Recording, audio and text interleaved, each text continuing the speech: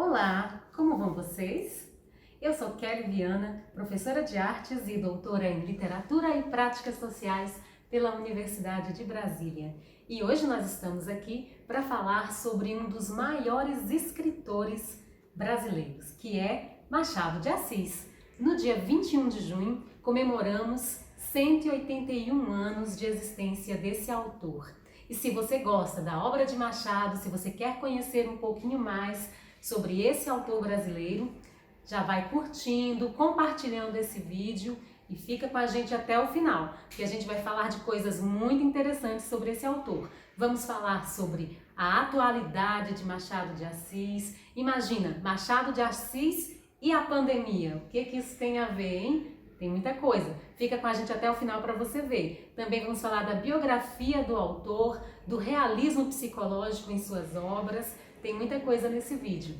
E a gente vai conversar com um amigo que estuda a literatura de Machado de Assis na Universidade de Brasília. Ele está defendendo a sua dissertação a respeito de Machado de Assis e a gente começou a trocar alguns e-mails, algumas conversas a respeito desse autor e acabou que a gente resolveu fazer um vídeo dessas conversas que a gente foi tendo por e-mail. Em meio dessa pandemia, desse isolamento social, é tempo de falar sobre literatura sim. Então eu vou trazer algumas questões que eu fui levantando com ele por e-mail e ele foi me respondendo e a gente transformou tudo isso, toda essa nossa conversa nesse vídeo que vocês vão assistir agora. Oi Marcos, como é que você está? Tudo bem? Eu queria que você iniciasse essa nossa conversa à distância falando um pouquinho sobre a sua jornada na literatura, sobre os seus trabalhos e a sua relação com o Machado de Assis. Como que iniciou essa trajetória?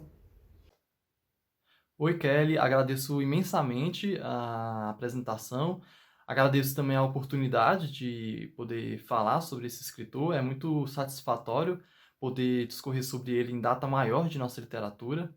Minha relação com Machado começa no ensino médio, como a maior parte das pessoas. Eu já o conhecia antes, mas as leituras que eu iniciei dele foram nessa época. O meu primeiro romance lido dele foi o Memórias Póstumas de Brás Cubas, e foi um romance que me deixou inquieto, porque no ensino médio nós somos educados a entender o Machado em duas fases, não? A fase romântica e a fase realista, que teria, essa última começaria com Memórias Póstumas de Brás Cubas, de 81. E eu sempre achei curioso o romance realista do Machado de Assis ter sido escrito em primeira pessoa e pela pena de um defunto autor. Eu nunca achei isso muito realista, então foi um romance que me deixou inquieto num primeiro momento, numa primeira abordagem que eu tive, né? Então, de toda forma, o Machado, desde o ensino médio, desde aqueles anos primeiros de leitura desses clássicos da literatura brasileira, foi um autor que acabou me mobilizando, né? Então eu decidi fazer letras, não exatamente por causa do Machado, outros poetas foram mais determinantes na minha escolha, como o Fernando Pessoa, mas o Machado de Assis definitivamente foi o autor com quem eu mais interagi, né? Foi o autor com quem eu mais dialoguei durante a minha graduação. Eu tive a sorte imensa de ser orientado durante toda a graduação e agora no mestrado pelo maior machadiano da Universidade de Brasília, que é o professor Augusto, alguém que escreveu sobre Machado desde a graduação até a defesa de tese de doutorado. Então, ao decorrer desses anos de orientação, eu pude aprimorar, amadurecer muitas questões, não apenas a partir não apenas a respeito da produção do Machado de Assis, mas sobre outros autores através da comparação, né? Através da perspectiva machadiana, porque é um autor que nos oferece instrumentos para que a gente leia outras literaturas. Então foi bastante satisfatório esse diálogo que eu pude construir com o professor Augusto Rodrigues durante a graduação e que me levaram hoje a estar prestes a defender uma dissertação de mestrado sobre Machado de Assis. O romance que eu escolhi foi o Memorial de Ares, devido a... é, o Memorial de Ares é um dos 5 últimos romances do Machado, são romances da fase madura dele, adotando uma classificação do José Veríssimo, do qual eu estou de acordo. Mas dentre esses últimos 5 romances, o Memorial de Ares eu considero o menos estudado, daí a minha escolha em me debruçar sobre ele nesses 2 anos de dissertação. Bom, a obra de Machado de Assis, ela é muito conhecida por essa questão do realismo psicológico, né? Que inclusive foi bastante explorada na história que é contada pelo autor defunto em Memórias Póstumas de Brás Cubas, em que o autor, justamente por estar morto, né? O personagem, justamente por estar morto, ele se sente livre para falar a respeito de si mesmo e dos outros personagens sem barreiras e ele se sente à vontade falando sobre as suas verdadeiras intenções, as suas intenções boas e na maioria das vezes as suas más intenções para com os outros personagens. Ele se sente livre para colocar os seus pensamentos, as suas ideias, que inclusive uma ideia fixa que acabou levando ele à morte. E com tudo isso, eu te pergunto, você poderia falar para a gente um pouco sobre a vida e a obra desse autor? Há muitas pesquisas em torno da vida do Machado. Nós sabemos que ele era um autor que cresceu em um lar humilde, foi filho de um pintor com uma lavadeira, perdeu os pais muito cedo, então ele foi criado boa parte de sua adolescência pela madrasta, morava de agregado com os pais na casa de uma senhora chamada Dona Maria. Ele acabou tendo uma vocação literária despertada muito cedo, o que o levou a publicar seu primeiro soneto aos 15 anos de idade. Tinha epilepsia, mas todas essas informações foram colhidas ao decorrer de muitos anos de estudo, porque a vida do Machado de Assis ela era levada com muita discrição. A própria epilepsia era um assunto muitas vezes escondido pelo Machado de Assis. Há relatos de que ele, no início da relação, escondia até mesmo da esposa dele, Carolina Augusta. Então, ele era um autor extremamente discreto, levava uma vida bastante reclusa, né?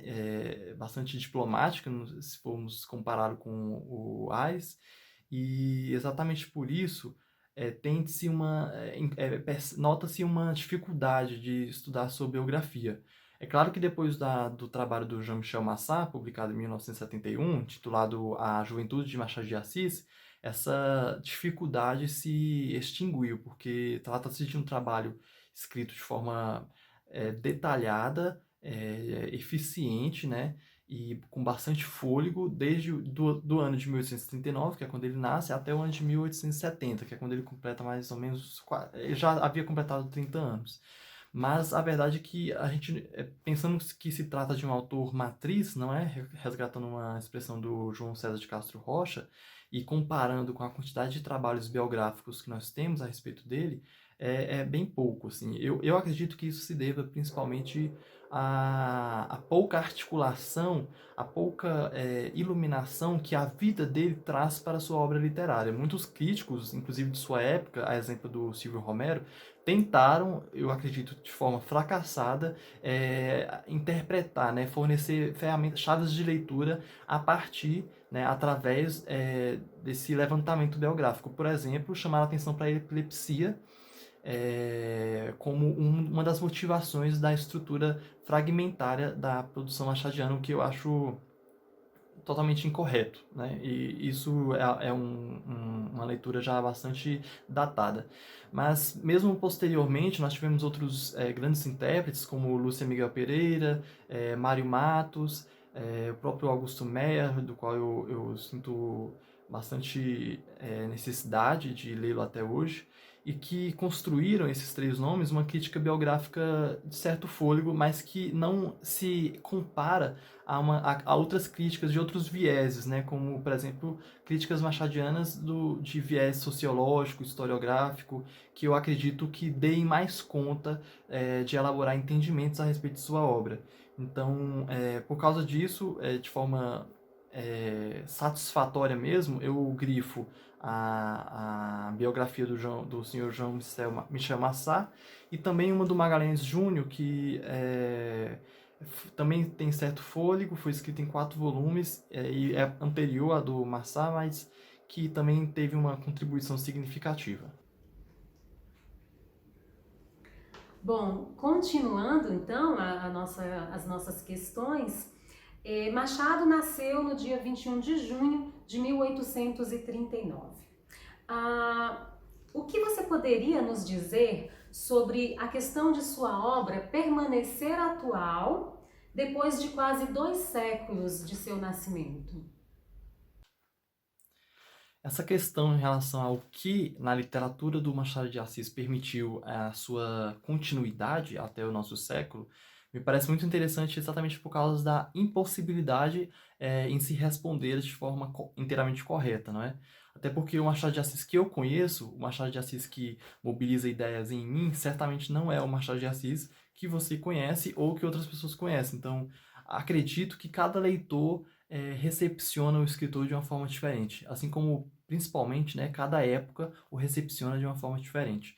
Então, enquanto crítico literário, eu posso até apontar alguns elementos que eu imagino que sejam motivadores dessa continuidade. E me parece que no caso da prosa machadiana, principalmente essa prosa mais madura, né, pós-1881, herda um caráter ambivalente que permite que ela seja uma prosa responsível a vários períodos da história, né? Então, mesmo tratando de época, mesmo quando você aplica a leitura do Machado de Assis, de sua época, das questões do seu tempo à atualidade, você dá conta. E por quê? Por que que essa obra se demonstra tão atemporal às vezes? É por causa dessa isenção do escritor de se filiar a ideias. Ele não se filiava a nenhuma ideia, ele não se submetia, né? Ele não trazia convicções, posicionamentos convictos, seja do âmbito político, seja do âmbito filosófico. O que ele fazia era sempre articular ideias de forma satírica, né? De forma alegórica. Então, inclusive, é bastante difícil de se encontrar na produção do Machado de Assis posicionamentos explícitos, né? Seja do âmbito religioso, seja do âmbito político, e isso também é uma das dificuldades que levou alguns biógrafos a não admitir, né, os verdadeiros posicionamentos do Machado de Assis. É claro que tem uma primeira fase, principalmente na crônica, até meados de 1967, onde ele se posiciona. Ele é um Machado de Assis, um jovem Machado de Assis liberal, que defende, né, esse, é, essa, esse sistema assalariado que retire, né, o país daquelas práticas escravagistas, que tem um ideal abolicionista, mas ao decorrer de sua maturidade enquanto escritor, o que surge, né, em sua prosa é um autor completamente influenciado por um moralismo pessimista, um ceticismo extremo, um grande intérprete que ele era do Pascal, de um La Rochefoucauld, de um Voltaire. Então, o diálogo que ele vai manter e principalmente a interpretação, né, a articulação que ele vai criar dentro de sua prosa com essas várias ideias é sempre uma articulação ambígua, nunca certeira, nunca monológica, mas sempre ambivalente, não? Então, eu imagino que esse caráter dobrado de sua escrita possibilite essa atualidade, esse cuidado em nunca ser explícito, em nunca assumir uma identidade e pô-la como defendê-la, né, em sua prosa. Então, por exemplo, o Alfredo Bozzi ele vai fazer um trabalho muito bom e tem um embate entre o Alfredo Bozzi e o Roberto Schwartz que eu acredito que explicitam muito bem isso que eu estou falando, no sentido de que ambos são antagônicos, né, com relação ao entendimento que eles têm dessa perspectiva ambivalente da produção machadiana, porque o Roberto Schwartz ele lança mão da expressão ideias fora do lugar, tentando mostrar como que a ambivalência da escrita machadiana busca representar, né, busca trazer aquela realidade não apenas enquanto tema, mas também enquanto motivação operacional do texto. ou seja, a hipocrisia das relações humanas de seu tempo repercutem em sua escrita através da ambivalência. No caso da leitura do Schwartz, ele acredita que isso se deve aos ideários europeus, abolicionistas e liberais, que eram defendidos pela maior parte da população brasileira, mas, ao mesmo tempo, as práticas escravagistas e coloniais que estavam em vigor. Então, esse encontro, esse embate entre o que é praticado e o que é defendido na teoria, que o Schwartz acredita que o Machado denuncia através de sua ambivalência, acaba trazendo as ferramentas de ambiguidade e dubiedade da qual o texto machadiano lança mão. Então, o Alfredo Bose, ele admite a mesma instabilidade, né? Ele diz também que a escrita machadiana é uma escrita que não se resolve, ela na verdade não deve ser, ela traz várias dúvidas e essas dúvidas não devem ser solucionadas, as dúvidas precisam ser entendidas, né? Como esses elementos antagônicos se articulam, de que forma que o Machado representa em seus textos essas relações contrárias que constituíam, que caracterizavam o debate político de sua época, mas o Alfredo Bose diz que as ideias não são fora do lugar, que as ideias, na verdade, essas ideias liberais, elas são estruturantes para essas colônias, não? E afetam, né, essa ideologia excludente, usando o termo dele, afeta tanto os escravos dessas colônias, né, ainda escravagistas, quanto os trabalhadores assalariados de países mais avançados industrialmente.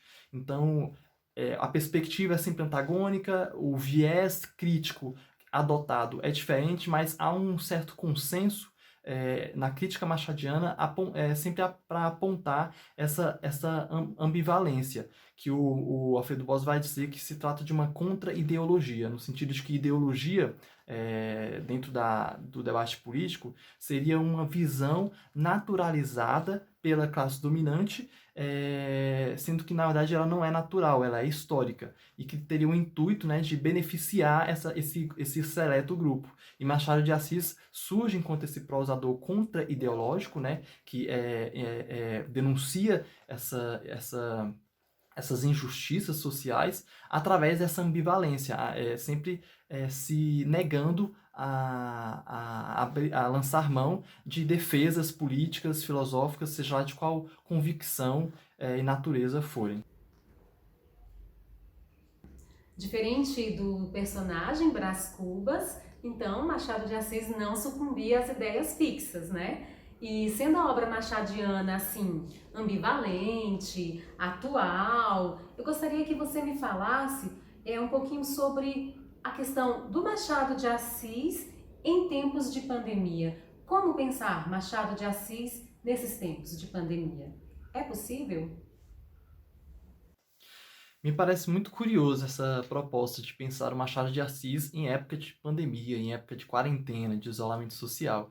O Augusto Meyer, ele adota uma expressão muito interessante para definir alguns narradores do Machado de Assis, que é a expressão homens subterrâneos. É uma expressão que ele pega, né, que ele pega de empréstimo do Dostoiévski, e o ajuda a definir esse distanciamento romanesco agora, né? Porque também tem o distanciamento épico, mas é um distanciamento romanesco, um ilhamento dentro da produção romanesca, que intui, que tem como objetivo possibilitar àquele narrador uma arena, uma perspectiva inédita a respeito do seu tempo.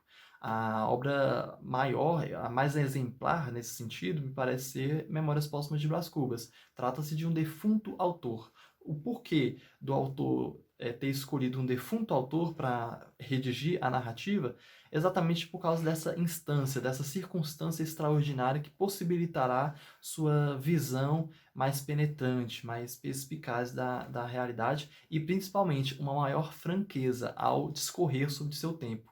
Então, esse distanciamento, essa isenção daqueles preceitos, daquelas convenções sociais que pautavam as pessoas, lhe permite uma maior franqueza, uma maior sinceridade, uma visão mais direta, né, e mais profunda do que estava sendo discutido, né? Seja do âmbito político ou de qualquer outro âmbito. Então, o Brás Cubas, a narrativa brascubiana tem essa ambiguidade também, que eu já havia comentado, no sentido de que é um defunto autor contando suas histórias. Mas é interessante a gente lembrar que o defunto autor está resgatando memórias de um homem burguês que estava dentro, né, que estava imerso àquelas experiências históricas. Então, na verdade, é uma narrativa essencialmente ambígua, no sentido de que ele discorre de forma satírica, de forma pessimista e cética sobre as decisões do narrador, no caso do personagem, do protagonista, e também as motivações dos outros personagens, mas ao mesmo tempo ele também aciona, ele também lembra as lógicas, os argumentos e os pontos de vista daquelas pessoas. Então, o Brás Cubas, ao comentar sobre Brás Cubas, assume um duplo ponto de vista, o ponto de vista de morto e o ponto de vista de vivo. E esse embate vai acontecer de forma totalmente indefinível na obra, o que a torna potencialmente ambígua, uma vez que você não consegue apontar com certeza em quais momentos o defunto fala e o vivo fala, porque seus comentários vivem se alternando. Às vezes parece até que são um e o mesmo, nesse caráter sempre ambivalente. Então, por que eu estou trazendo essa questão do distanciamento? Porque atualmente nós estamos mergulhados, cada um em sua própria individualidade, né? E essa condição nos obriga a repensar nossas próprias vidas. Eu vejo, às vezes, no Instagram e outras redes sociais, muitas pessoas postando textos, comentando sobre como elas estão se compreendendo melhor, se entendendo melhor. E eu acho muito curioso Machado de Assis já ter construído, né, feito essa arquitetônica narrativa, deixa eu chamar assim, para impulsionar essa autoconsciência de seus narradores, que me parece ser bastante atual em época de isolamento social, já que fomenta esse debate em torno do indivíduo, em torno da necessidade do outro, dessa autoridade que é tão necessária nesse século e no século anterior também, para que a gente consiga nos entender, né? Para que a gente consiga lidar com um mundo que é sempre pautado na relação entre eu e outro. Todos esses questionamentos sobre a forma de lidar com o mundo e sobre as relações entre o eu e o outro, elas ganharam mais destaque agora com a pandemia, né? E com isso eu te pergunto, estariam essas ideias ligadas aos conceitos de clássico? E o que faz com que uma obra como a de Machado de Assis seja considerado um clássico? Não há um único conceito de clássico, não é? Se você menciona que um texto literário é clássico, você pode estar induzindo vários tipos de definições.